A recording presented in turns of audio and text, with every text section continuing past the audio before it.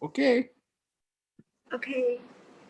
Sashi Puni Jotsing Meto Tram Rirap Linshi Ninde Gempa Di Sange Shindu Mite Uwagi Drokun Nanda Shinla Chupa Sho Idam Guru Ratna Mandala Kamniya Tayami Sange Chudan Shoki Chotnam La Jamchu Badu Dapni Kyapsu Chi Daki Chinye Gimpe Sunam Gi Drola Penchu Sange Drupa Sho Sange Chudan Shoki Chotnam La Jamchu Badu Dapni Kyapsu Chi Daki Chinyen Ginpe Sunam Ki Drola Penchu Sange Drupa Sho Sange Chudan Soki Chotnam La Jamchu Badu Dapni Kyapsu Chi Daki Chenyen Ginpe Sunam Ki Drola Penchu Sange Drupa Sho. Yay. Okay. Now, a quiz. So you know the drill. If you're not taking the quiz, go take a nap. If you are, here it is. Starting right now.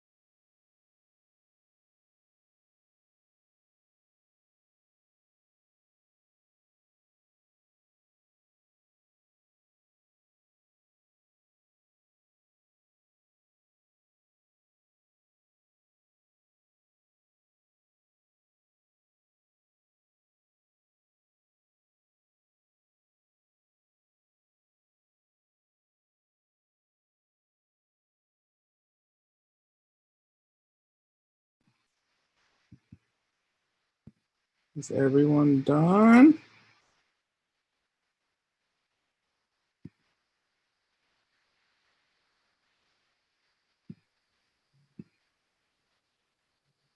Yes. Okay.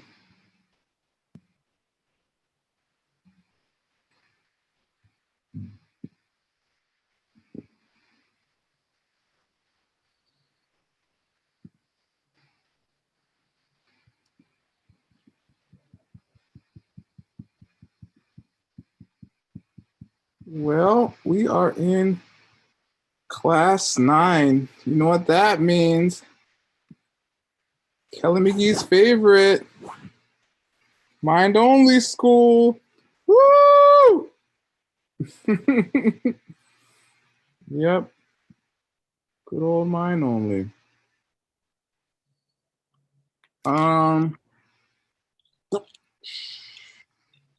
Okay, is there any questions about the quiz you just took?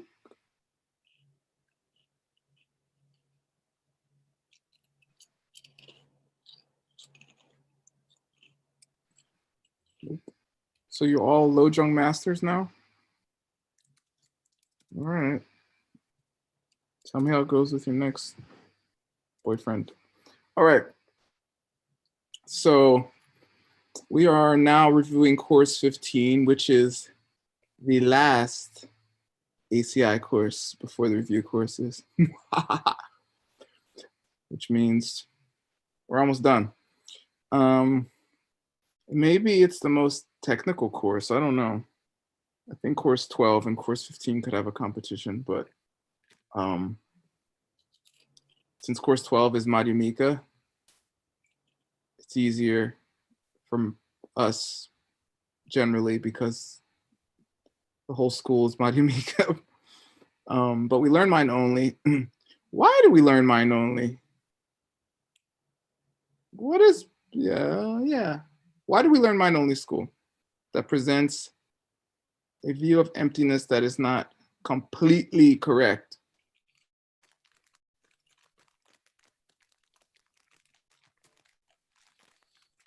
Well, first of all, who taught the mind only school?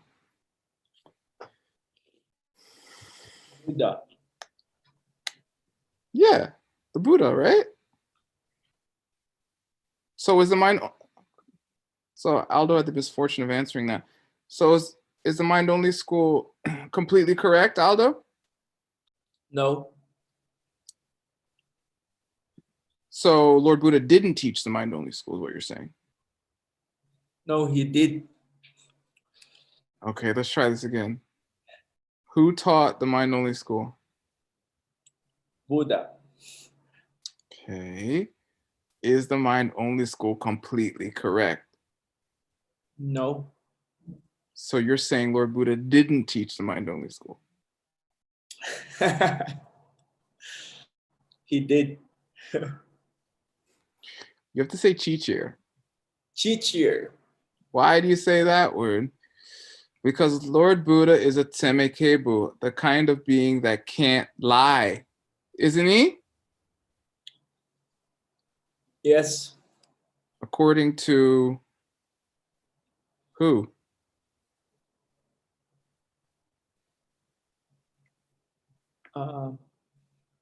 According to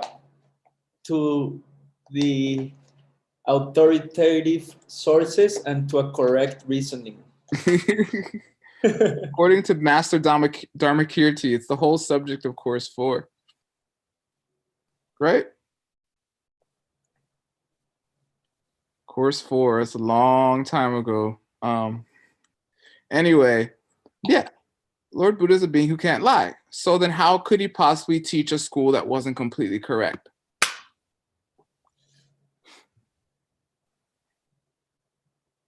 Because he has a compelling need. Oh, so if you have a compelling need, then you can be wrong?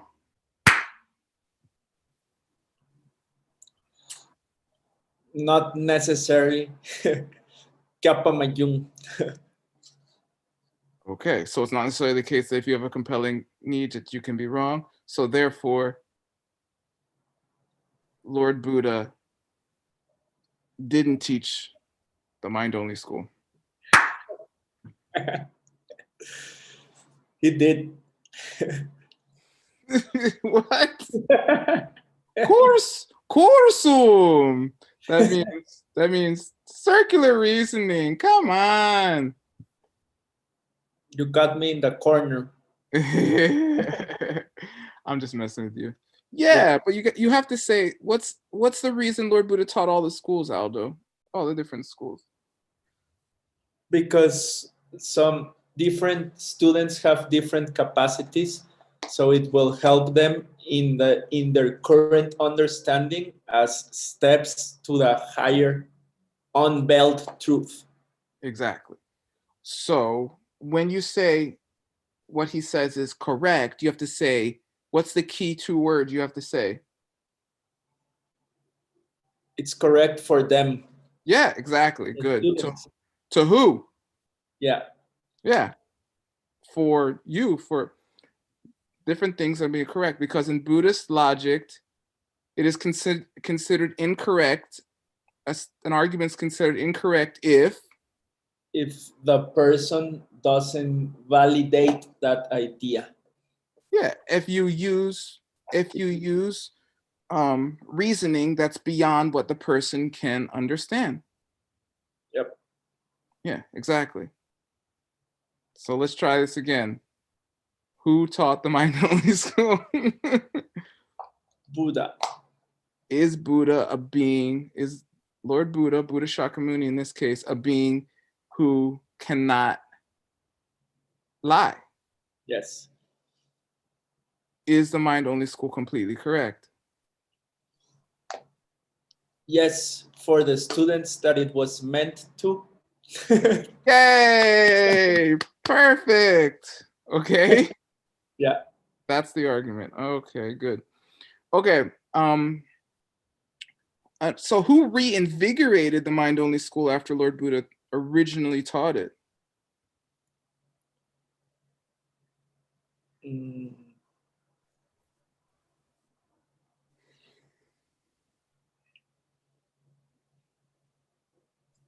The first word starts with A and ends with A. The second word starts with A and ends with A. Master Asanga. Master Asanga. Yeah. Arya Sangha, right? Also Master Sangha. Yes. Innovator. What's that? Innovator. Yeah, exactly. Innovator. Aldo, I'll give you $20 if you tell me the 2 other great innovators. Arya Nagarjuna. Yeah. And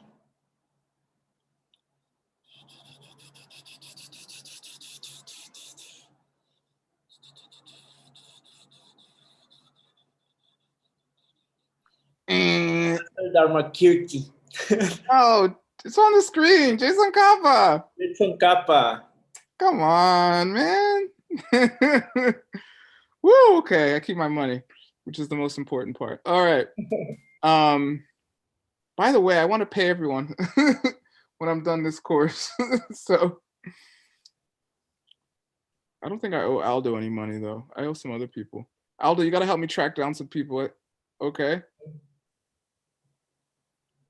Like this guy, Alejandro Rivas. Do you know him? Yep. Okay. I have to give him some money. Anyway, cool. So Arya Sangha reinvigorated or reestablished the mind-only school in the world. And then who taught him the mind-only school so he could reestablish it? Excuse me. Come on. Who taught Arya Sangha all those great books? Maitreya, Lord Maitreya. Yeah. And who's that? Why should we care about what that high being thinks? He's the next Buddha to come to this earth. Yeah. So the first Buddha started the mind-only school. The next Buddha reinvigorated. Okay. So maybe it's important. Okay. Would you say stance is a mind-only teaching? What's that? Would you say the lion stance is a mind-only teaching? No. No. I don't know. No. I think it's in Parchin, actually. It's in the what would be considered lower middle way, but I think it's applicable to any school because it's just shamatha training. It's not. It's just single point of concentration training. Yeah, but then the part of the stopping, it's like higher middle way school, no? In a way. The projections at the end? When you stop the bubu lama. Yeah, exactly. Yeah. Bubu lama. Yeah. I don't know if Geshe, I don't know. I think it's considered a Svatantrika teaching, but Okay. Geshe may have adapted it and made it a Prasangika teaching. I'd have to check. Okay. I'm pretty sure it's in the Perfection of Wisdom, which is Parchin, which is the lower middle way, usually. If I remember correctly. Yeah, I'm almost definite. I think it's in the Ornament of Realizations, but I forget. Okay. Question 1. Oh yeah, but why did Lord Buddha start the mind-only school? What happened? I don't think it's in this class. No. What happened? What happened so often that many of these sutras happen or are taught? He was asked a question. Yeah, he was. And what was that question, Kelly McGee? It's called the Bodhisattvas Question, and it was after the second turning of the wheel. The student asked him, like, what was really true? You've just said, first you said things existed from their own side, and now you're saying nothing exists from its own side. So what's real? Yeah, what's the Bodhisattva's name? Samugata? Paramartha Samudgata. Paramata Samugata? Yeah. What is it in Tibetan? Dundam something. Anyway, it means like dwelling on the ultimate or something like that. Which is a pretty badass name. Anyway. Cool. So yes, that's true. So now we can give the title of the primary text we'll be reading for our study of the art of interpretation. Name its author and give his dates. So, I mean, the author of our text is Jason Kappa, 1357 to 1419. And the name of the book is The Essence of Eloquence and on the Art of Interpretation. Trangne Lekshe Ningpo. Trangne means interpretation. Lekshe means like well explained. And Ningpo means like the essence, the heart of something. So the essence of eloquence on the art of interpretation. Trang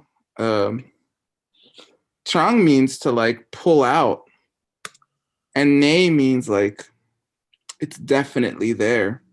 This trang, it's related to words that means to pull, like tren, like to recollect in a meditation, to remember the object, and nge means it's already definitively that way. Why is this an important subject? Not just in Buddhism, but in any religion, or I don't know.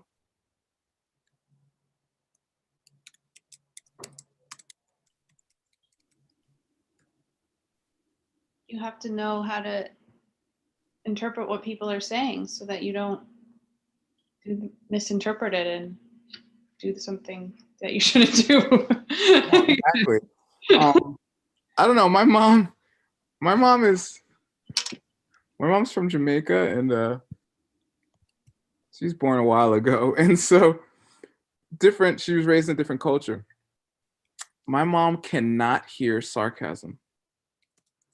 Like if I say something sarcastically, like joking around, which is often, she's like, are you joking or not? Like she has no she doesn't know. She can't hear it. And so she doesn't interpret it correctly. Unless someone tells her, you have to then tell her like, no, I was joking. And she's like, oh, okay. She's like, I was wondering. You're like, what? Like, but it's like that. And it's especially important in religion or anytime some person has a lot of power in their culture or your world, because with that power and the power of their words, people will follow what they say. And if they think what is literal is figurative, then they'll do things that if they think what is literal is figurative, then they won't do what they're supposed to do. If they think what is figurative is literal, then they'll do the things they're not supposed to do.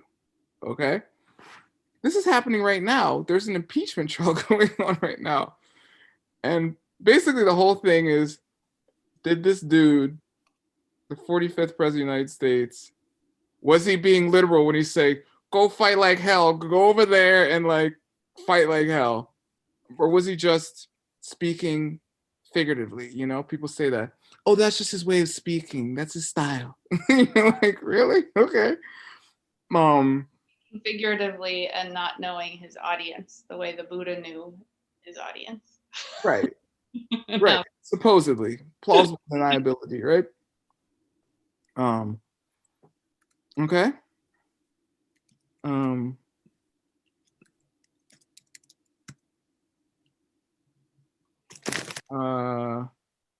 Tracy Wong asked the question. Paramartha Samudgata is different than Teacher, Padmasam. how to Huh? how to spelling? Spelling. Okay, here we go. I know a fast way.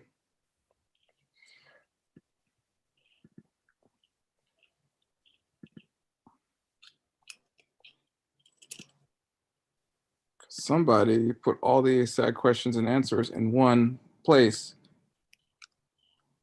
Param.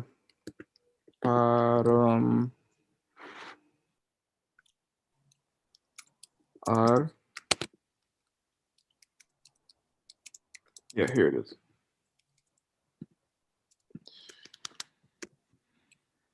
Here it is. Yeah. This doesn't have the the diacritic marks to show the exact spelling. Paramartha Samudgata, that's the transpronunciation. And here it is. Dundam Yangdak. Yeah. Yangdak means like correct. Dundam means like ultimate, or the meaning is perfect. Param is like the dam, I guess, and artha is the dun. Samut is like the, yeah, Samudgata completely went. Yangdak. Yangdak Pak. I think this Pak means Arya. Anyway, did I answer your question? Got it, Tracy Wong? Yes, thank you, teacher. Aren't you glad I spent days making this thing? Oh my God, for the little that I work, I can't even imagine how much Geshe Michael works. People have no idea. Like he comes out with this stuff and they're like, people are like, oh, cool, great. He's like, oh my God, literally worked for like weeks straight. Weeks. So be grateful for your teachers, not me. I'm I'm a joker. Okay. Cool. Number 2. Nowadays, some people say that a knowledge of emptiness is not the main point of Buddhism, while others say that emptiness is something known only intuitively and not from a foundation of determined organized study. Describe a quotation by Lord Buddha himself that disproves these ideas. This is really important. I was actually just talking to someone today, and I met them 10 years ago, going on 11, I guess, and in Santa Cruz, California. And it's this wonderful town on the beach, on the Pacific Ocean, or, the Monterey Bay. And it's beautiful. And there's a lot of people there who I consider themselves spiritual. So they, there's a lot of meditating and yoga and stuff that goes on in that town. And it's a wonderful environment. But what I experienced when I was there, not that it is that way, but when I experienced when I was there, is that this very thing, not necessarily emptiness, but of spirituality in general, that the only way to move forward in a spiritual way was solely based on your intuition. I'm not saying intuition doesn't play a role. And that organized study was, I don't know, stiff, boring, maybe even stupid and unnecessary. I don't know. It seems like a lot of those people became QAnon followers in like a week after. Really, like, it seems like their minds, because they never had to really think about their views, or they never chose to think about their views, that when something else that came along that seemed to fit a narrative that worked for them, was interesting to them, they're like, okay, let's just do that now. And that's a problem. Okay? It's a very big problem because you don't know where you're going when you die. You don't know what's going to happen. You don't know where you came from. You don't know how you are here, and you don't know where you're going. So you don't know the causes of you getting what you want. You can't prevent any bad thing from happening now. So how could you prevent it after you died? Etc. So therefore, you have to be very careful about what you believe, what you think, how you treat others. Speaking to them as well, such that you can create the life that you want. You can be happy, which is what everyone wants. And what did Lord Buddha himself say? Jason Kopp himself gives a quotation from the sutra requested by the realized being Rashtrapala, which says that beings must wander here in suffering life because they have no knowledge of the ways of emptiness. And that those with compassion, meaning the Buddhists and others, use skillful means and millions of different reasonings to bring them into it.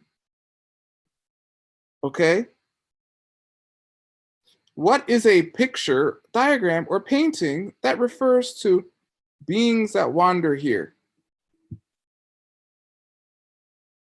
Wheel of life. Yeah, wheel of life. And what is the cause for that wheel of life? Misunderstanding. Misunderstanding what? How reality works. And even more specifically, the reality of what and what? The reality of me, well, you can say me and my parts. Yeah. Exactly. Me and mine. Yeah. Exactly. Specifically, the fact that those things are empty, even though they seem to have a reality onto themselves. Right? Yeah. Does Exactly. Perfect. That's it. And there's tons of ways to prove emptiness. I like there's all these proofs. In course 4, they go over the 5 classical proofs of emptiness, of which I don't remember all 5, but Sliver of Diamond, Dorje Sekma is very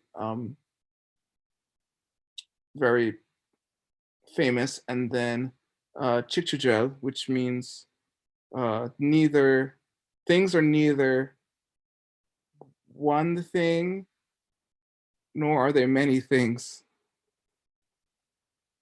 right? And if you can prove that things are neither one thing or many things, then you've proved that they don't exist self-existently. Anyway, there's all these ways to prove it. The pen thing is a proof. Okay, the fact that you like your girlfriend and your friends don't like your girlfriend is a proof of emptiness. It means your girlfriend isn't likable on her own. And the fact that you like your girlfriend sometimes and don't like her other times is a proof of emptiness. The fact that she's your girlfriend now and later she will not be your girlfriend is another proof of emptiness. Because if she was self-existent your girlfriend, she would have to always be your girlfriend. Right? Okay, that was 3 proofs of emptiness about girlfriends. Okay, 3. Why do we have to learn to distinguish between literal and figurative? I think I just already covered this.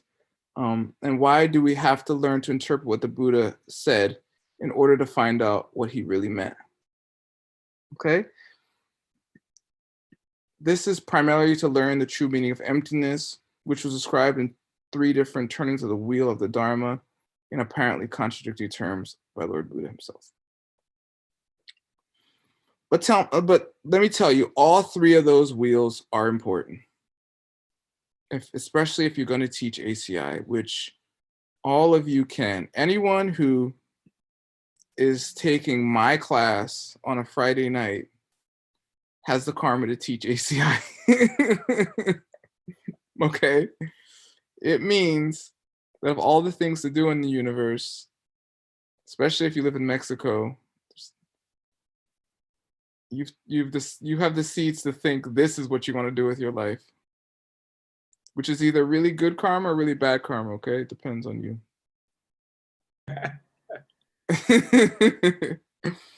Anyway, you have to learn all the levels of emptiness, and because different people are they're not going to be ready, really.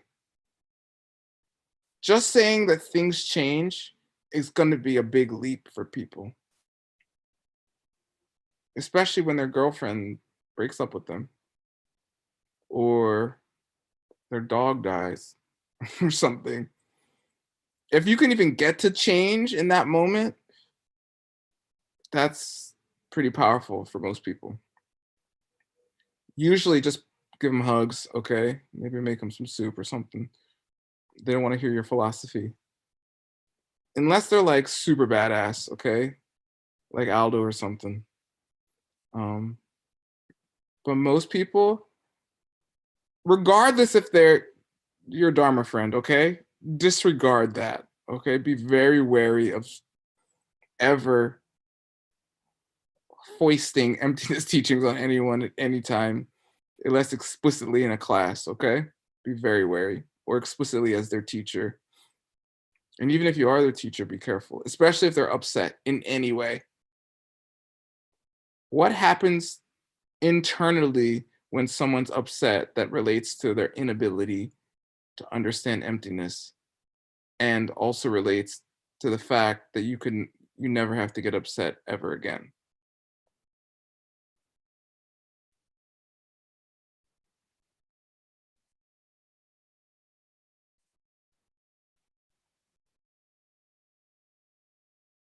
Man, come on. Say Lung. Sam. Chukpa, Chikpa. Lungsan Chukpa Chikpa.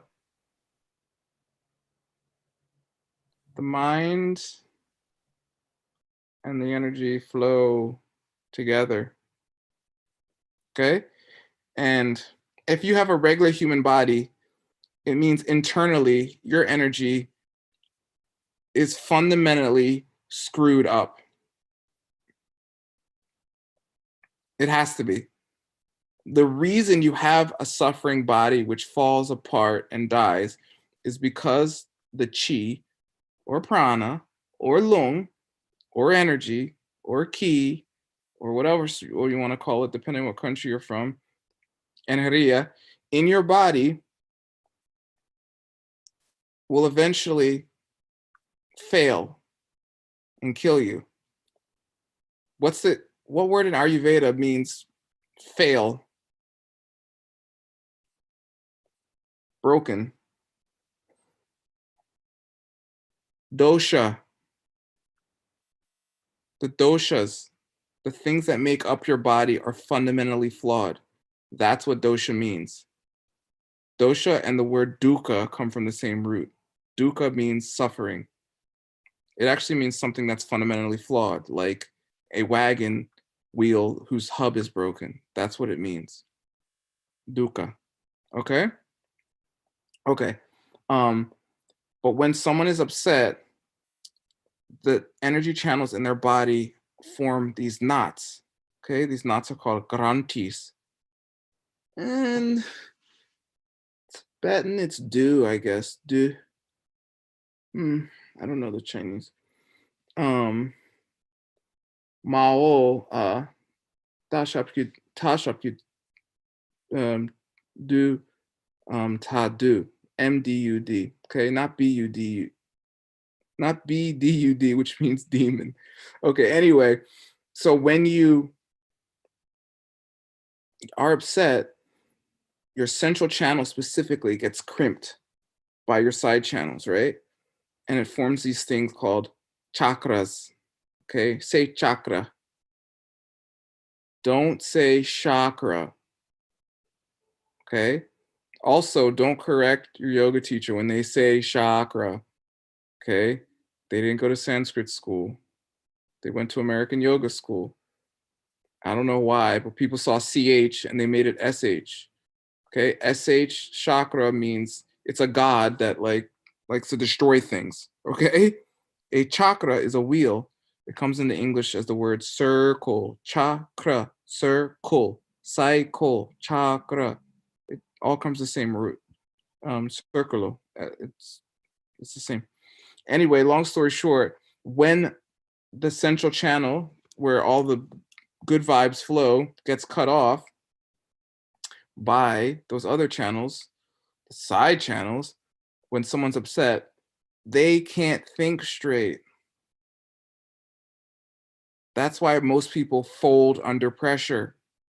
Okay? People get upset. There's a fire. People are like, I don't know what to do. Put the fire out? Run away? But they can't think. They're having a mental affliction. They're having a klesha attack. Okay? And so, but if you completely free those side channels,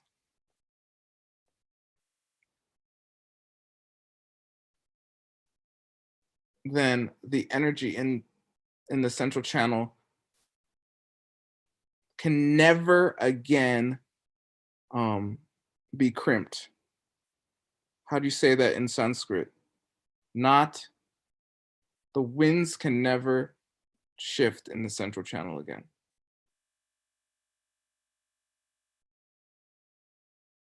Nirvana, no wind. Okay? That's how it works internally. That's the Qigong of Buddhism. Okay? That is what you're trying to do in Buddhism. And if you do it with the wish for enlightenment in your heart, you become a Buddha. Or 8th level Bodhisattva, I don't know. I mean, at that point, you're fine, okay? I mean, if you're 8th level Bodhisattva, you got no problem, okay? you're on your way. You're hanging out in Buddha paradises with Maitreya, like, hey, let's write another book. What do you think? Okay, it's all good. You're asking questions about reality that no human can fathom, and you're good. Anyway, question 4. Describe 3 different levels of the terms literal and figurative. Level A, on the level of expression, do the words a person speaks and their intended meaning match each other? Right? What's the most famous example? What's the famous example Geshe-Michael uses for this? Kill your mother and father. That is one of them, actually. That's a perfect one. Thank you, Kelly McGee. That is what Lord Buddha said. Okay, Kelly McGee. Should you kill your mother and father? No. What is killing your mother, father 2 out of 5 of? An immediate misdeed. Yeah, the 5 worst things you can do. Right? If you definitely want to go to hell, kill your mother and father. If you want to be like born an animal, just think bad about them or something. Honestly, right? Minor bad deeds will create, you'll be born like a insect 6,000 billion times or something. People are like, oh, I'm going to be an animal. Okay, I want to be a narwhal. I'm going to be a golden retriever. You're like, you think? You know how many animals there are, bro? Golden retriever is like animal lottery winner. Most of them are just getting like stepped on and eaten and starving and living some short brutish life. Anyway, yeah, Lord Buddha said, kill your mother and father. Geshe-Michael's teacher, who taught him this subject, Geshe Tupten Rinchen, would say to his student, hey, remember that cup you broke last week? Just break the rest of them, okay? I want you, just break all the cups, as they're carrying them away. And is that literal or figurative? Figurative. Yeah, it just means, come on, man, don't break any more cups. Come on, please. Huh? Pretty sarcastic. You know what the name of our school is, right? Prasangika. It means the sarcastic school. I feel so seen. Yeah, I mean, you're the one who made this whole thing up. You created Buddhism from your projections, okay? If you're creating the sarcastic school, I know how you were in high school. Okay. Now, on the level of reality, do the way which an object appears to be and the way the object is match each other? Right? Am I teaching you this class right now? Right. So is the way I appear to be teaching the class the way I actually am?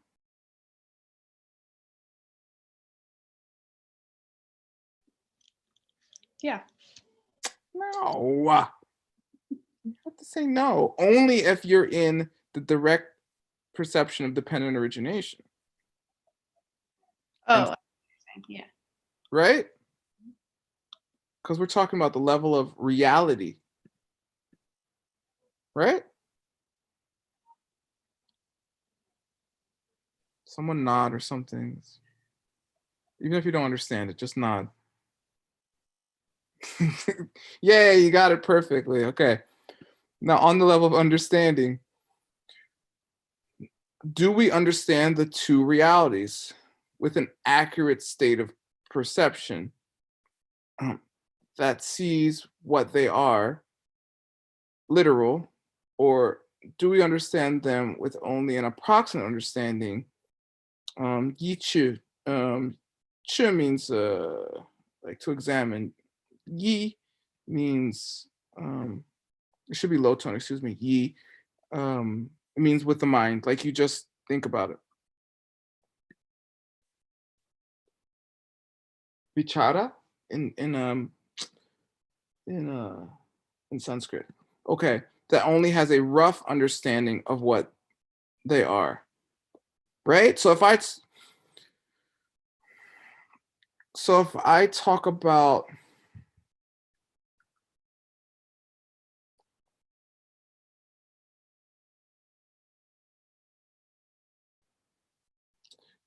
the direct perception of dependent origination,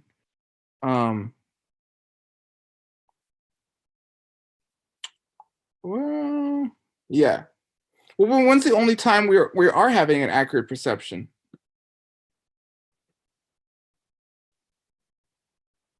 Or, I shouldn't say that. No, that's wrong. I would have to say correct, because Geshe-la says tema for accurate here.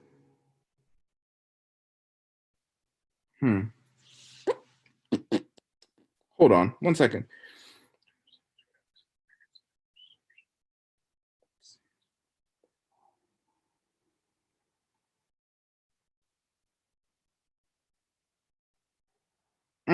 Okay.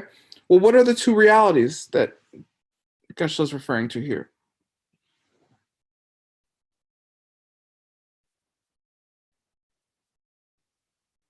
Like nominal reality and ultimate reality, or like apparent reality and ultimate reality. Right. And so what are some of the things in apparent reality? That I'm sitting here in this class. Me, you, everything you've ever seen in your whole life, apparent reality, right? Yeah. Okay, so name some of the things in ultimate reality. There's only one. The direct perception of emptiness. Yeah, some was a joke. Wait, Paula, is that the continent of Africa right behind your head? Oh, it's the whole world. Oh. Look, minus New Zealand. New Zealand gets so gypped. I just found this thing out that New Zealand is like often not on world maps. they just cut it out. No New Zealand. Okay. Paula is literally talking from Mexico. Like her head is like coming from Mexico. Anyway, I just saw Africa and I was like, what's going on? Okay, very good. Yeah, so those are two realities, ultimate and fake reality, or bogus, or relative is not that good of a translation, but it's a translation. And so do we understand them? I mean, what would be an accurate state of perception for Kunzab Dempa? For fake reality?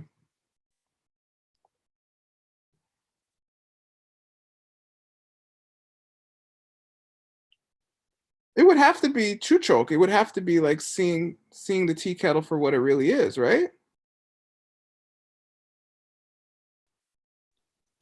And then what would be an approximate understanding of fake reality? Of fake reality? Yeah. Kunzab Dempa. I don't know what.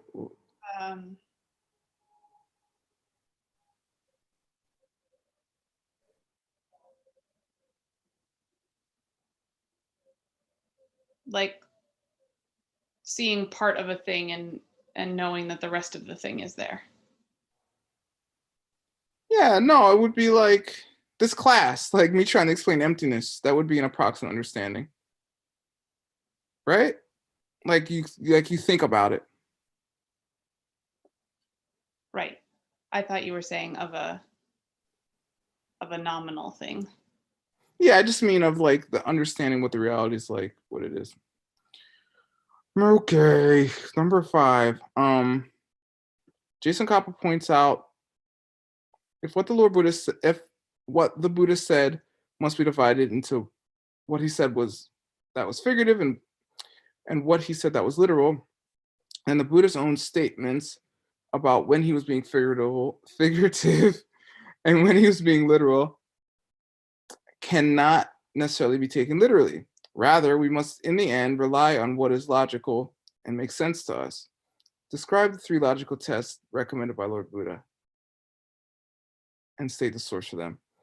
Okay, you have to be really careful with this because good lamas, not me, but good teachers are always going to say the thing that's going to help you get to the next step.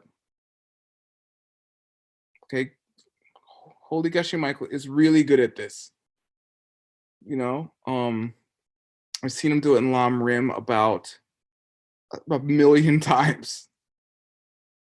So, and his teacher's teacher, Pabanka Rinpoche, was also good at it because he's the one teaching the Lam Rim in the first place. You know, Geshe is doing a patri for us, a commentary for us on the text.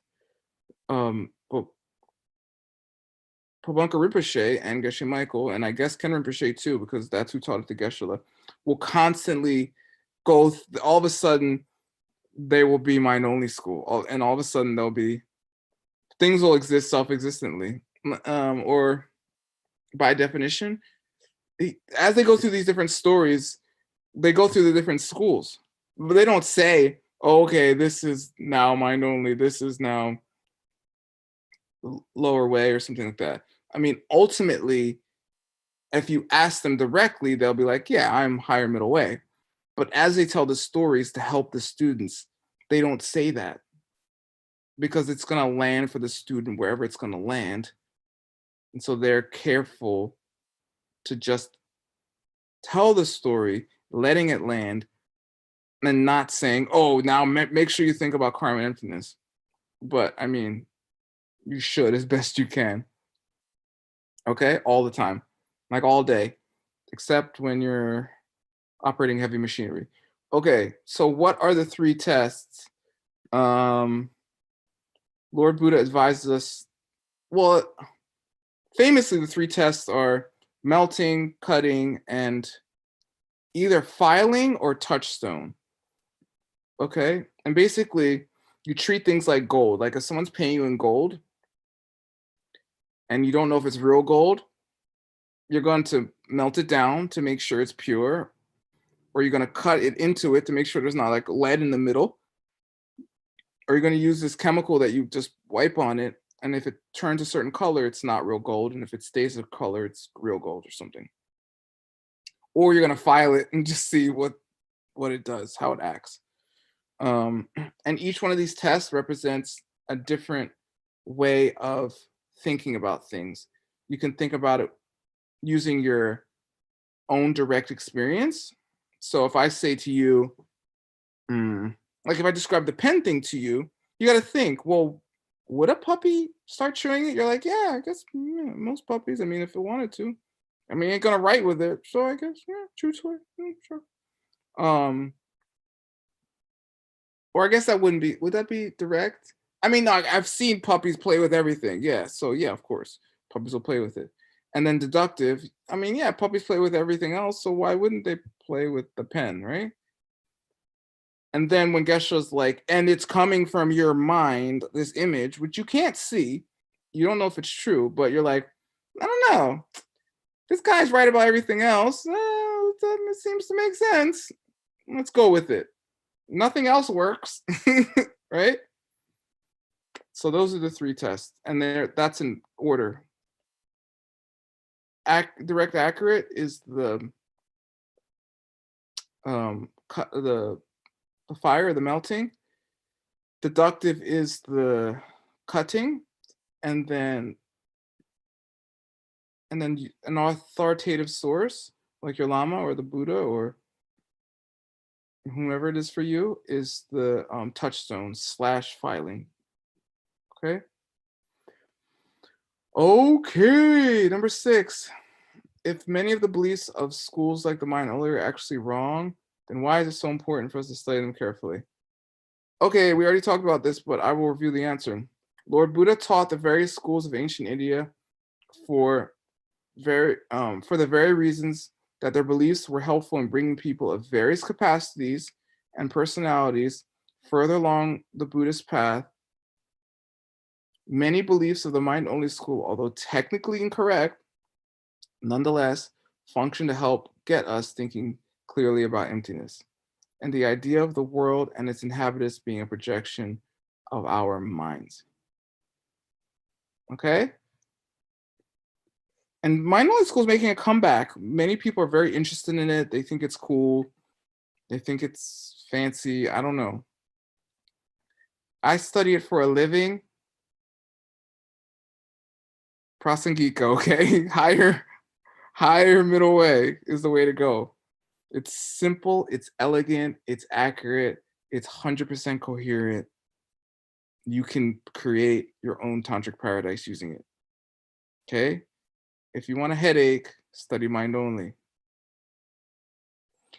But if you want a headache for other people, study mind only. All right? All right. 7.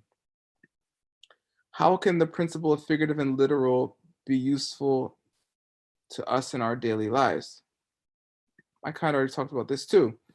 We can come to a better understanding that if the Buddha himself spoke figuratively when it was helpful to students to do so, then we must be very careful in judging the people around us who could well be special beings who are trying to bring us and others further along in our thinking. Yeah, you know, I often joke around the class about like Trump or whatever, QAnon followers, stuff like that. And remember, you know, we should be careful of the actions of these people and not mimicking them. But you should not judge the people themselves. You don't know who they are. Okay? Donald Trump could be Lord Maitreya. Very. I said to a student once, and they're like, nah. They got really, and I was like, I got really mad actually, and I was like, that wouldn't be very becoming of me to like punch them in the face right now. Although it crossed my mind, to be honest, because I was actually teaching a kung fu class. I was like, Then I was like, okay, I would not prove my beliefs in any being could be such a being by punching someone in the face who could also be that sort of being. So I restrained myself, thankfully. But we should be careful because maybe that being who I said that to was a Buddha and was testing my understanding of that very teaching by pretending to be annoying, right? Okay. Number 8. In his answer to the Bodhisattva and the commentary on the true intent of the sutras, Lord Buddha states that he was referring to 3 different lacks of things when he said that no existing object at all had any nature of its own. Name these 3. Tibetan track in Tibetano.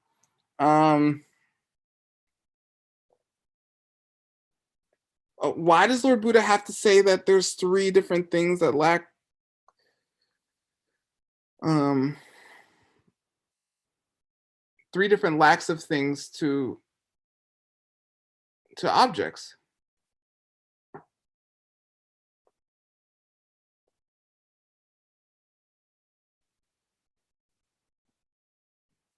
Come on. Why did he teach the mind-only school? What started this chapter in the sutra? We're in the wheel of condemnation. I didn't understand that, but I'm sure it was right. But Aldo's going to say something. What are you going to say, Aldo? The question of the Bodhisattva? Yeah. What was the Bodhisattva's question? So what is it? Do things exist by definition or they don't? Exactly. So why does Lord Buddha have to say, oh, well, there's 3 things? Different capacities. Exactly. And what about the capacity of the Bodhisattva?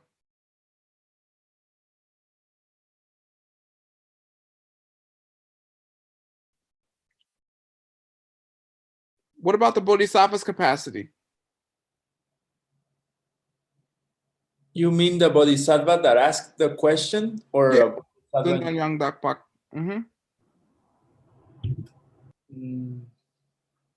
What was his capacity?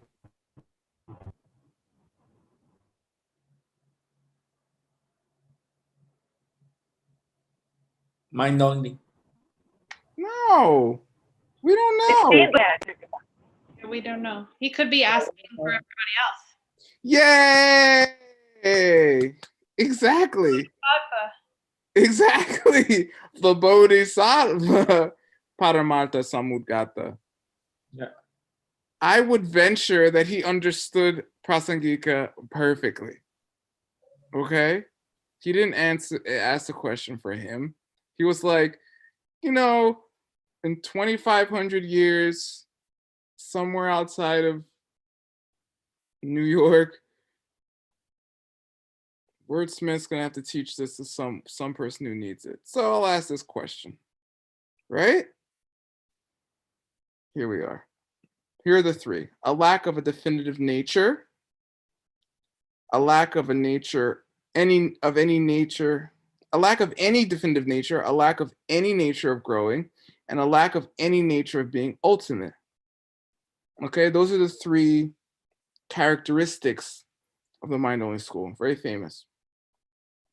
And here's what they're called. How many questions are in this thing? Okay, I have to get a drink. I'm thirsty. Taking a break. Break. I'll be back shortly.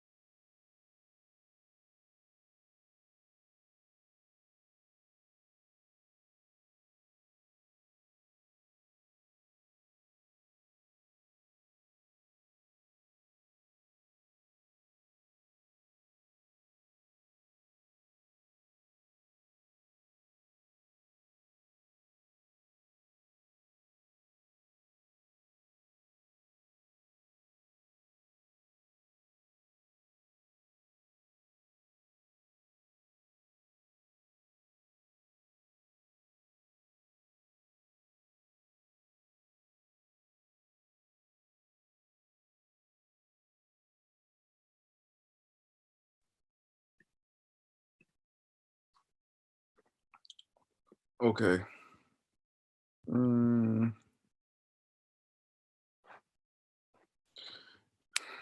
Thanks. I was thirsty for a while. I was trying to power through, but it wasn't happening.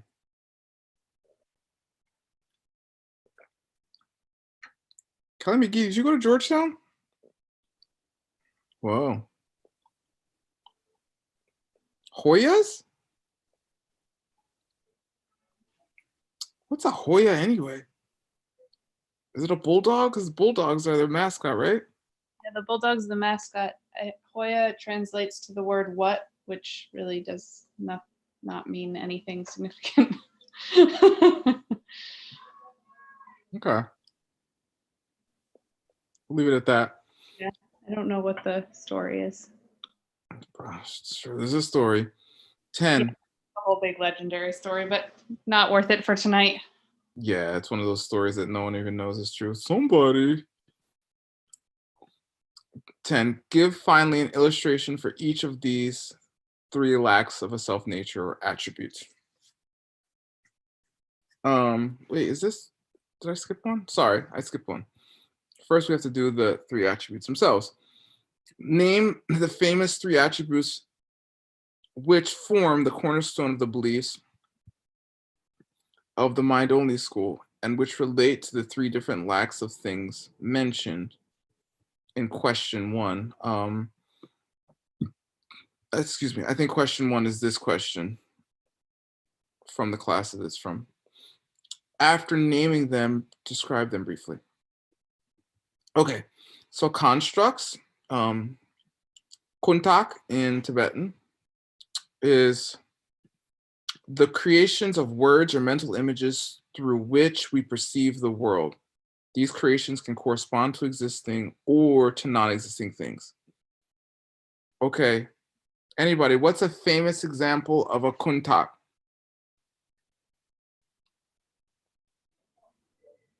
Tashi.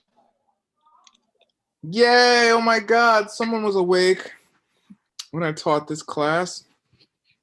Yeah, wait, I'll teach you how to say it correctly. You want to learn how to say it correctly, Kelly? Curl your tongue back a little and say Tashi. Tashi. Tashi. Tashi. Yeah. When you say hello in Tibetan, you say Tashi dele.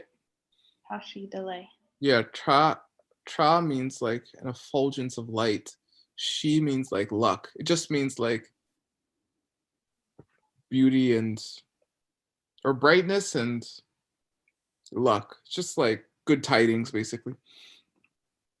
And delek means good tidings, bliss and goodness.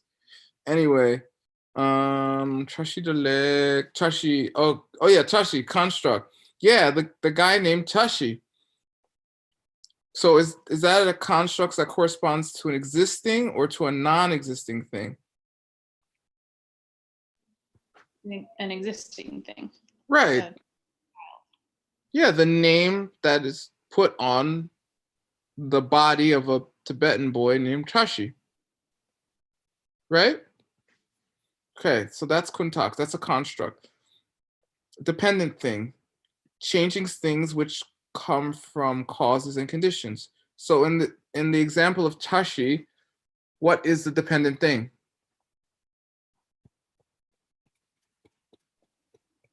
The body, the baby itself. Yeah, the body and mind of Tashi. The body and mind of the thing that will be known as Tashi, right? Okay, perfect. That's Shenwang in Tibetan. And totality, meaning emptiness. The lack of self-existence, a particular non-existent form of constructs that applies to all objects, especially to dependent things.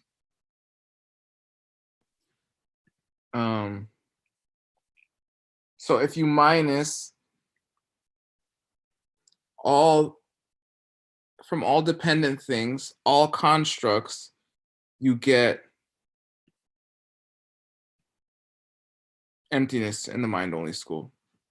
So it's the lack of a self-existence, right? A particular non-existing form of constructs, right? The constructs we discussed, like the name Tashi, that applies to all objects, especially to dependent things. The non-existing type of construct would be equal to a construct that exists by definition, right? Any construct that exists by definition, whether it corresponded to a non-existent thing or an existing thing is a construct, is something that doesn't exist in the mind-only school. Yeah, that's the lack of the non-existing construct, right? Mm-hmm. Yes. And that's Jungdrup, which means totality or the result of the equation. Yongsudrupa, all dependent things minus all constructs equals totality. You got that, Paula? Okay. Now I see South America behind you. That's fine. I was going to talk about geography, but I'll skip it. Okay. Now, number 10. Give finally an illustration for each of these 3 lacks of a self, nature, or attributes. Okay, here's some examples. Constructs are like a flower that grows in midair. We say sky flower in Tibet. The Tibetan translation is sky flower. Namke metok or namke metok. Anyway, it's basically a flower that exists that never had to get sunlight, never had to get water, never grew from a seed. It's just you just have a flower just with no cause. That was a construct because that corresponds to a thing that doesn't exist.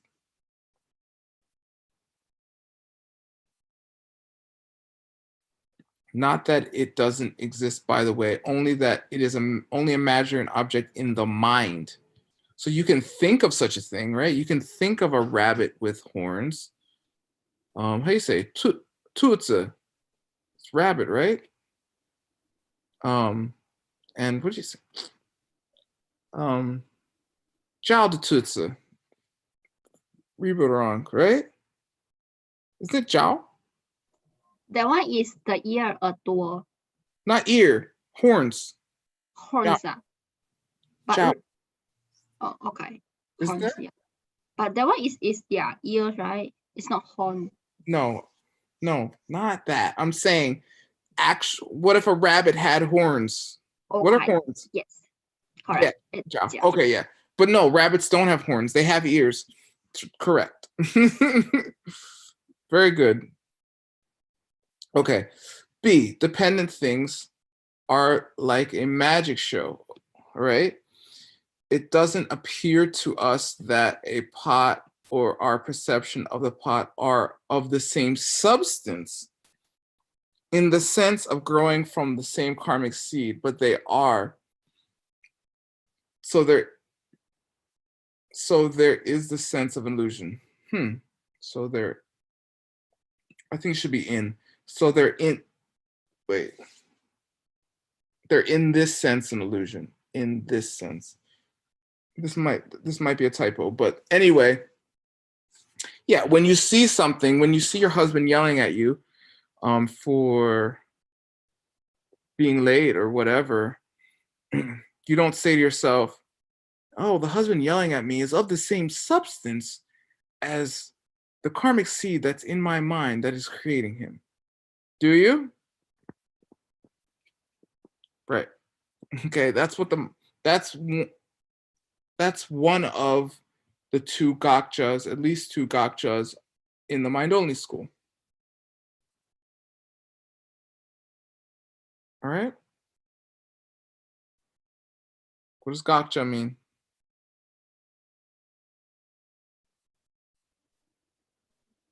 The object we deny. Yeah, what's the object we deny in Prasangika? Self-existing thing. Self-existing in what way? That it has self-nature. Yeah, you should say any self-nature or some self-nature. Okay, any self-nature. Yeah, because now I'm going to ask you, what's the object they deny in Madhyamika Svatantrika?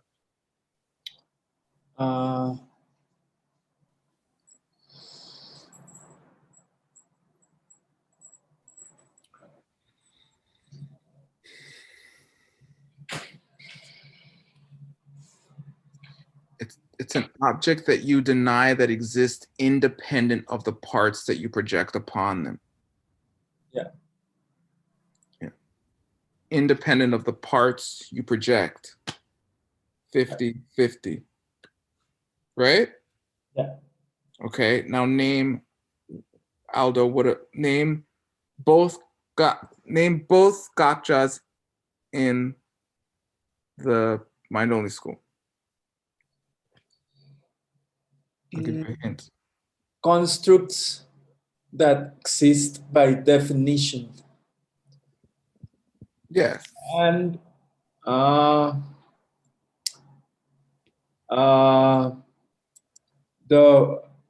the subject perceiving and the object perceived that come from separate seed. From a separate. Yay! Okay, Aldo. What are the sutras? What's a gotcha in the sutra school? Things depend on causes and conditions. It will be a thing that didn't depend on causes and conditions. No. Mind only and sutras and Abhidharmas believe that. More specifically, all the functionalists. Yeah, all the functionalists, but more specifically. The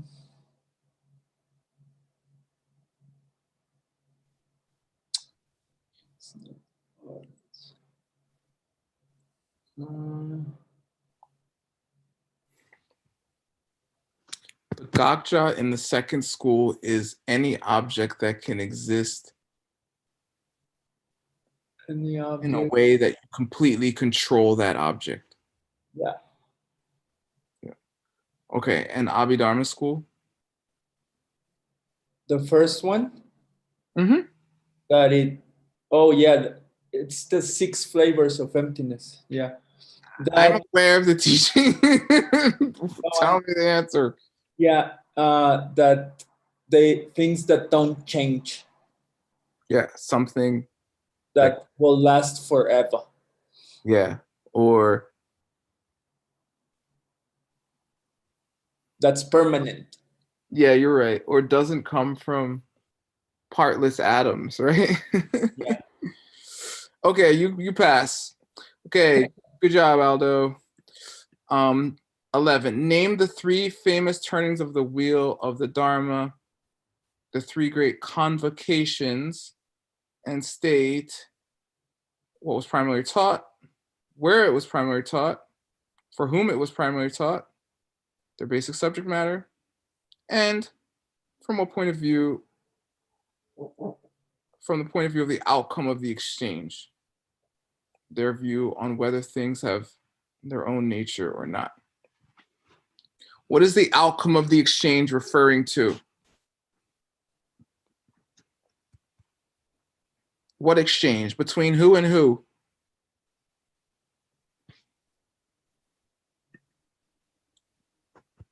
The Buddha and the students. The Buddha and Paramartha Samudgata. The Bodhisattva. Okay. Specific. Huh? For each school? Yeah, this is referring. For each turning? Well, it's talking about within, as I recall, and I'm like 98% sure I'm right about this. I haven't studied this since we did it at the end of last year, but as I recall, the outcome of the exchange means based upon the answers to the question that Lord Buddha gave to the Bodhisattva. Which I understand your question, Kalamigi, but you're like, but how does that work between each turning of the wheel, right? Because those aren't referring to the Bodhisattva or the mind-only school specifically, right? Which is why I'm 98% sure. Anyway, number 1, the first turning of the wheel, which is called the turning of the wheel on the 4 truths, because that was like the most famous and the first teaching from that. That was taught in Sarnath. This isn't Sarnath, by the way, okay? There's no TH sound in Sanskrit or Tibetan. This is aspirated T. Sarnath. Sarnath. Ta. Anyway, you don't care. Near Varanasi. The disciples were those of the lower way. Their basic subject matter was the four realized truths, which makes sense because it's turning the wheel of the four truths, right? And the alchemy exchange was every existing things exist by definition. Maybe it is the students, Kelly McGee.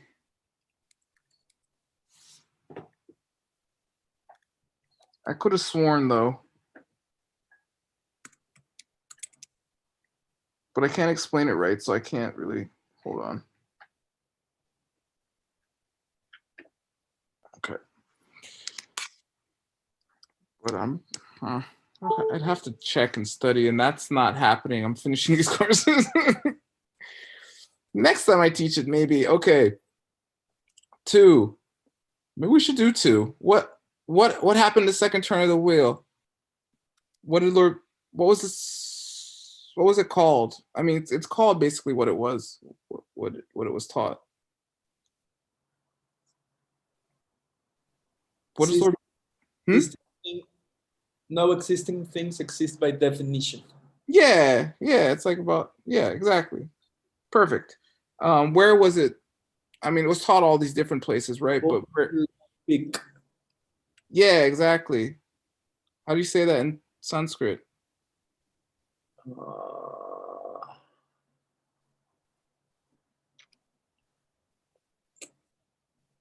Don't remember. Rajagirha. Rajagirha, yeah. Yeah. Ooh, look, I was right. And what's after place? Subject matter? I forget. Subject matter, emptiness. Oh wait, who were the disciples? Those of the higher way. Yeah, higher. And then subject matter? Emptiness. Yeah, nothing exists, buddy. Not even your ear. Or your mouth. And then I'll tour the disciple. No, sorry. What was the view? Like the name, things. No existing things don't exist by definition. Yeah, nothing exists by definition. Yeah, or no existing thing exists by definition. Perfect. Exactly. All right, Kelly McGee. You ready to try this for the third turning? Yep. Okay. What's it called? The wheel of fine distinctions. Whoa, look at you. Turning the wheel and find distinctions. Okay. Where was it taught? We're gonna have to skip that one. Vaishila? Or Vaishili? Sounds right. Vaishili. Yeah, Vaishili. And what's next? Who? I forget. Sorry. Yeah. What disciples? The mind only school. All of them. Yeah, all of them. Oh, right, yeah. And then what's subject matter? That's next, right? The 3 attributes that we just talked about. Yeah, perfect. And then what was the view? Some things exist by definition and some things don't. Yeah, exactly. Some things exist by definition and some do not. Perfect. Wow. You're learning. I don't know how. It's not in my class. It must be from Hector. Okay, 12. According to the mind-only school, which of these 3 turnings of the wheel, also called groups of sutra, were spoken literally, and which are figurative, or something we must interpret further? According to the middle way school, which are taken to be on face value and which are not? Why so in each case? And I'm going to add the Hinayana schools too. We'll just say the Abhidharmists. Okay. Without the long answer, you just say 1. Just say, when I say 1, you say literal or figurative. When I say 2, you say literal or figurative. When I say 3, you say literal or figurative. Okay? You ready, Yinghui? Jinbei, how? Okay. Yes, I'm ready. Okay. Mind only school. First turning of the wheel. Literal or figurative? Figurative. Boom. Perfect. Second turning of the wheel. Literal or figurative? Figurative. Yes. Third turning of the wheel. Literal or figurative? Literative. Yeah. You did what I did. Literative. They're both literal, right? Okay. Middle way. First turning of the wheel. Literal or figurative? Middle way. First one, it's figurative. Yes. Second. Literal or figurative? It's literal. Yes. Third. Literal or figurative? Figurative. Yes. Abhidharma schools. First turning of the wheel. Literal or figurative? Abhidharma. First one will be figurative. Abhidharma. Abhidharma.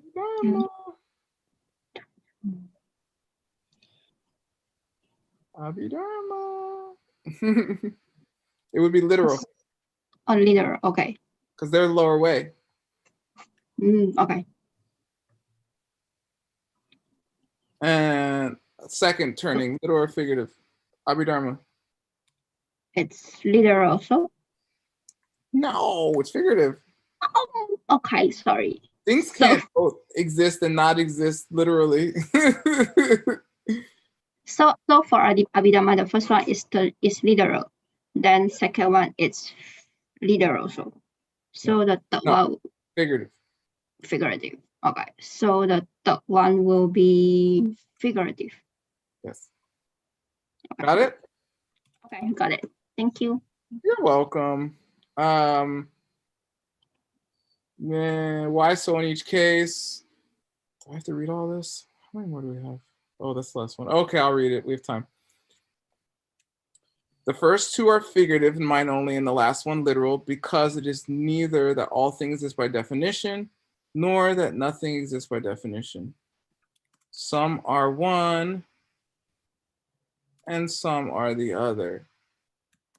And the only literal teaching is the one, the third turning of the wheel, where Lord Buddha made these distinctions.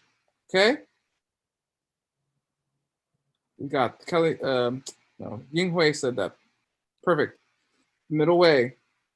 The first and last one are not to be taken on face value. But the middle one is because it is true that nothing exists by definition, as stated in the middle one, and not true that everything exists by definition, as stated in the first, or that some things do and some things do not exist by definition, as stated in the last. But remember that in this school literally means any teaching in which Lord Buddha referred clearly to emptiness. No, this is the punchline of the whole course. This is the punchline to the whole course. Okay? And if you do teach a teaching on emptiness, what must you also teach in that same course as a responsible Buddhist teacher? Karma. Yeah, you got to teach about karma and or bodhicitta and or love, you know? Don't leave them hanging. You don't want people just becoming philosophers or, I mean, a decent physicist could figure out emptiness, or a philosopher. All right?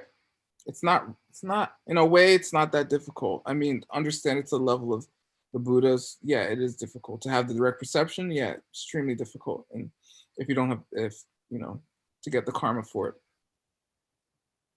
So in our tradition, we emphasize teaching emptiness with karma. But anyway, the understanding here is that any teaching that doesn't explicitly refer to emptiness, which is all those Lamrim teachings, right? They're not middle way in this sense, unless they're explicitly talking about, and sometimes they don't. Why shouldn't you explicitly talk about emptiness in a 10-day Lamrim retreat?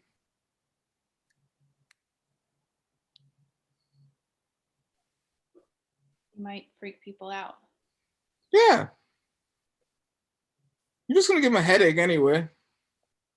Most people, if you just go on about emptiness teachings, they can't do it. They'll just get distracted or tired, or their head will start hurting, or they'll be bored, or they want to leave class, you know? So you jazz it up with some stories about all kinds of things. Buddhism has got great stories, okay? And if you're going to become a teacher, please learn to be funny, okay? Especially if you're my student. Don't give some dry class where you're monotone, reading strictly from the answer key or something. Do not do that. You'll attract very few students.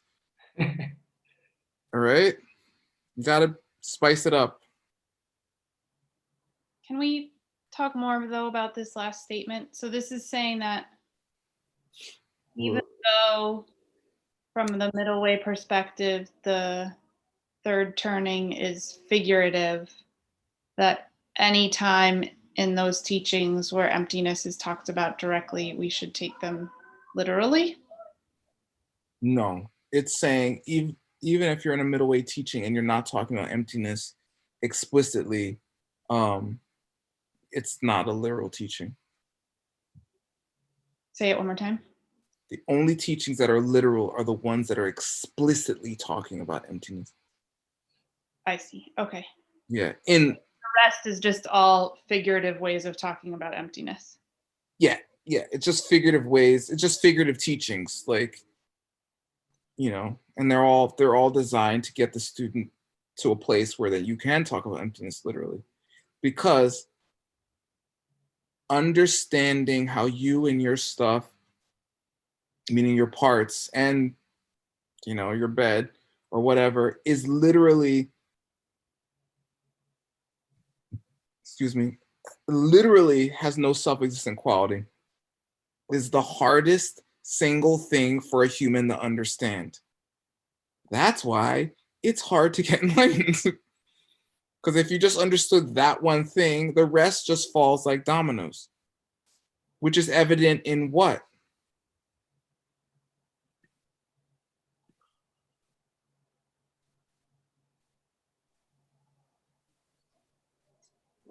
What happens after you have Yay! Kelly McGee! Oh my God! Oh, it was all worth it. Exactly. Because once you have the direct perception of emptiness, you're forced to get enlightened. They call it entering the stream. You literally get on one of those, gondolas? One of those, you know, like if you go to Venice, those boats, and you're just like, and it's just sunny, and you just, do. It's just like, Geshe Michael calls it the conveyor belt, because that, I think, makes even more sense to people nowadays. They didn't have conveyor belts 500 BC, so Lord Buddha said stream enterer, meaning you just get in and the current just takes you. You're like, okay, all good, because you fundamentally flawed your ability to be taken in by the very thing that creates reality as a suffering thing for you. We say indelibly, and I don't know how, it's a fancy word, but meaning after that you can never go back. It can't be repaired. You know, it's like you say the wrong thing in a relationship and then you know it's over. It's not done that day, but sorry. Indelibly scarred.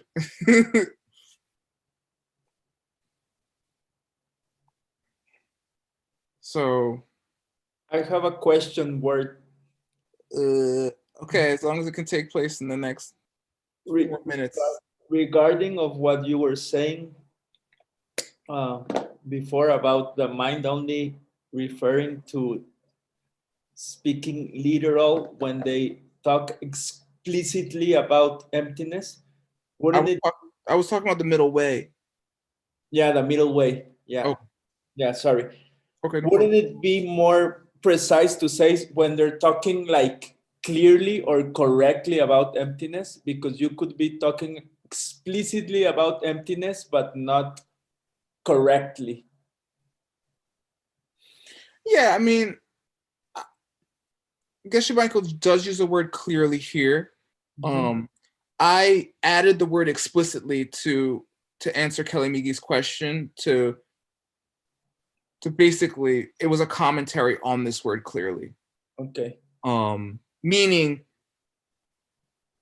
like, it's not like an illusion. You're just like allusion, ALUSION. It's not just referring. It's saying, this is how emptiness works. This is a gotcha. This is, you know, I'm just saying, that's what I mean by explicitly. Okay. Clearly means two things, at least in English. Clearly can mean the quality of what you're saying, and it can mean the fact that you are definitively talking about something, right? Yeah. Like, I'm clearly referring to emptiness right now means I'm explicitly. It can also mean the quality of how well I teach it. Those are two different meanings in English. So, okay. So, but it's a good question. Yeah. Yeah. Thank you. Yeah, you're very welcome. Okay, and in 2 minutes or less, what in the context of this reading is the real criterion that decides whether a person belongs to the lower way, Hinayana, or the higher way, Mahayana? Without looking at the answer, what is the criterion? What school they belong to? What, according to their emptiness understanding? Yeah. So does it matter what color your robes are? Not really. Or if you have robes at all? Not really. Yeah. Or what if you pray and say, I take refuge in the Buddha Dharma Sangha, I take refuge in the Buddha Dharma Sangha, I take refuge in the Buddha Dharma Sangha. For all sentient beings, for all sentient beings, for all sentient beings. If you say that, does that necessarily make you Mahayana? No. If you do that and you don't understand emptiness, you are immoral. Hey, that's what Jason Kappa says, okay? It's not Aldo. Yeah, exactly. Exactly. It all comes out, but it just makes sense. Think about it. If that wasn't true, I was just thinking about this today. But anyway, you don't want to know about that. If that was true, then someone could just say, yeah, I'm Buddhist, or I understand emptiness. And that would mean that they understand emptiness, but it doesn't. It's what your actual view is, how you actually act towards reality, how you actually think, how you actually hold things to be, right? Yeah. And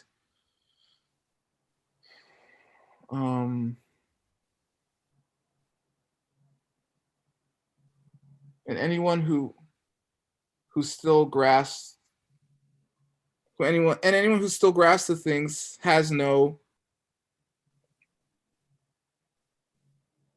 correct view. Yeah, worldview, right? Yeah. That is what Justin Dropper Gelson taught us. Okay, look at the time. It's getting so late. I have a big question, but I'm going to save it for tomorrow. No, answer it now. We might die. I'm trying to think in my head how the different views of emptiness between Hinayana and Mahayana connect with the motivations for nirvana versus full enlightenment. That is a big question. Because if this question had been posed to me outside of the context of this class, I would have said it's the motivation that differentiates between the two schools, between the lower way and the higher way. Yeah, there's two ways to basically distinction of bodhisattva. Well,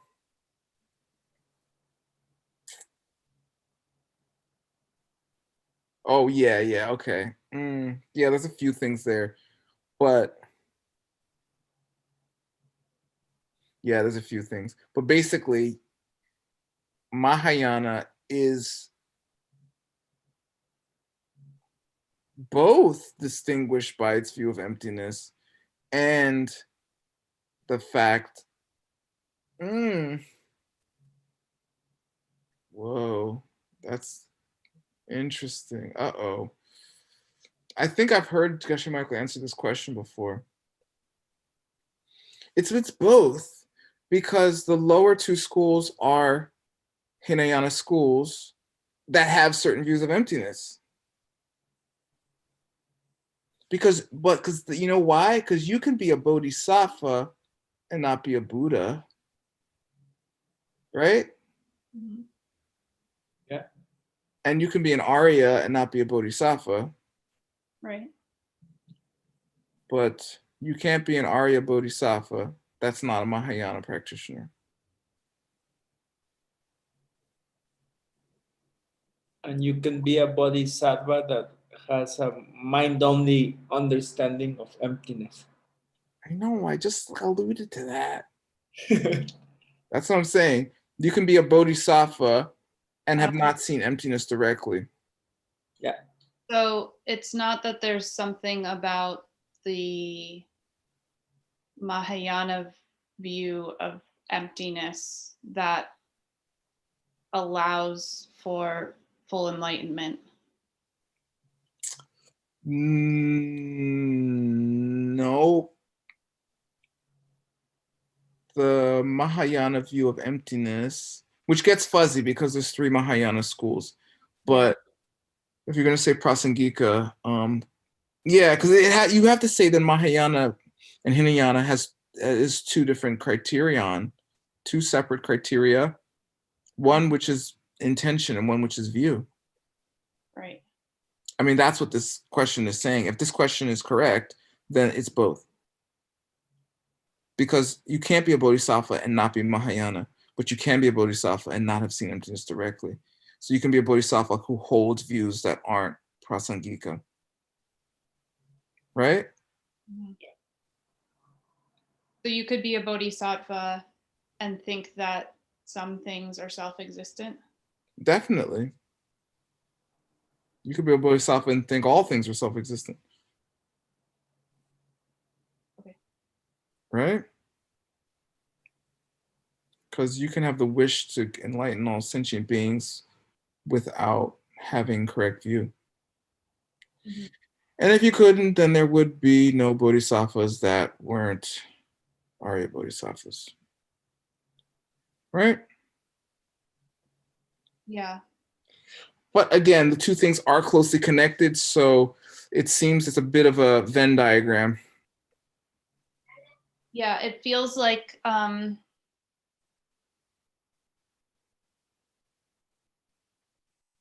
the belief that nothing is self-existent and then wanting the bodhisattva wish allows you to then get everyone to enlightenment because they're all coming from you.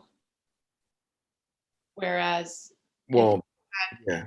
believed some pieces of that were self-existent, that would be like a harder. Right. But then they split that. If you talk about bodhisattva or bodhicitta in that way, there's 2 types. There's ultimate and then there's relative. And the ultimate is the direct perception of emptiness, and the relative is wishing that all beings become wanting to get enlightened so that you can help all beings do the same. Mm-hmm. Right? But then, as in our previous class, the connection between self-grasping and self-cherishing is very close, right? So in this question, he is both the tendency of self-cherishing and its immediate cause, the habit of grasping to oneself as being self-existent, right? And then previously, what is a state of mind described as the henchman of the devil? Grasping for yourself, which is in one sense means working only for our own happiness, and in another sense meaning seeing ourselves as self-existent. So in this answer, Geshe describes them as equivalent causes for the Wheel of Knives. And this one,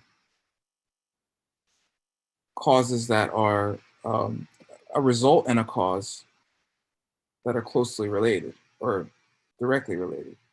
So, and then sometimes Geshe says,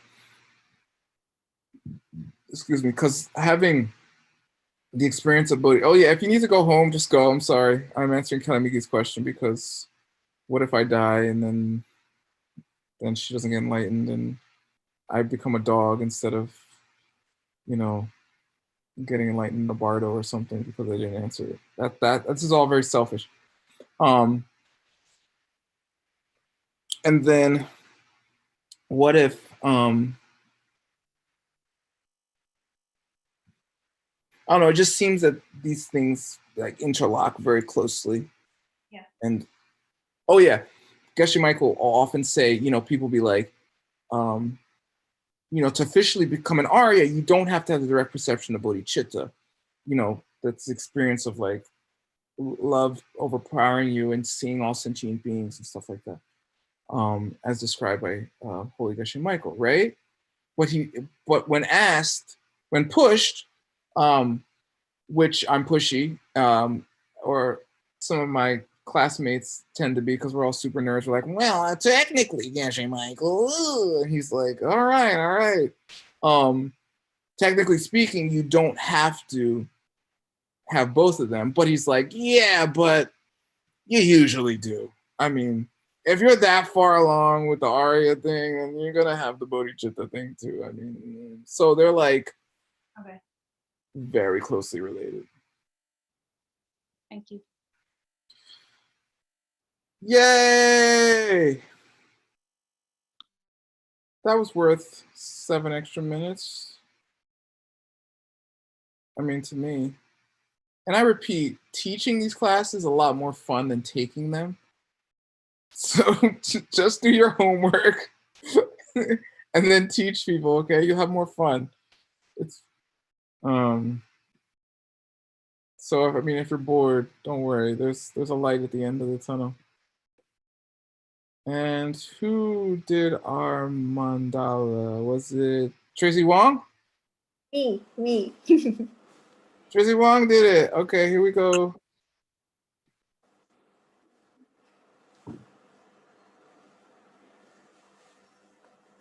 Sashi Pungi Jotsi Metotran Rirab Lishi Nginde Gempadi Sange Shindu Mite Uwagi Drokun Nanda Shila Upaso Idam Guru Ratna Mandala Kamiya Tayami Gewadi Kewoku Sunam Nyeshe Socho Shin Sunam Nyeshe Lejungwe Dampa Kuni Topa Sho. Yay. And a reminder, in the chat, I put the link for this Tuesday at 7:30 New York time, 6:30 Guadalajara, and I don't know what time, and probably like 5:30 in the morning in Singapore. We're all gonna have a celebration with the 3 Jewels folks for finishing course 18, and for those of us who are finishing our ACI courses. So please come. I need some students to come to make me look good. So if you don't know any of this stuff, don't come. Or, or just don't say anything, okay, in class. Oh, come. Some of the people at 3 Jewels literally like only started coming to classes like the last week. There's like people there who are brand new to ACI. I know, I'm just joking, Kelly. You're gonna intimidate everybody. No, I'm not. I want people to come. Go away, Kelly. Anyway, I was about to say, I'm joking. Everyone, please come. Whether you know it or not, we're just gonna hang out. I don't know what 3 Jewels has planned, but I think we're just gonna talk, and maybe there's gonna be Q&A and stuff. They're calling me a senior teacher. I don't know why. They don't know me that well. So anyway, that's it. Class tomorrow at 1 o'clock New York time and 12 o'clock noon in Guadalajara. And I don't know, sometime in Singapore, like 10 in the morning or something. You guys figure it out. You do the math. Thank you, Paola. Thank you, Word. Muchísimas gracias. I'm sure your translation was perfect. She's got the fastest moving mouth of anyone I know.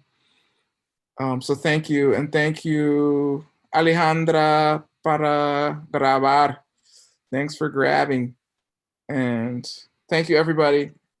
See you tomorrow in the afternoon. Do your homework, do your quizzes, do your meditations, finish your ACI courses. Bye. Thank you, teacher. Bye-bye. Thank you, Word. Bye. Thank you, everyone. Happy birthday. Happy New Year. Tracy Gracias, Wong. Paola.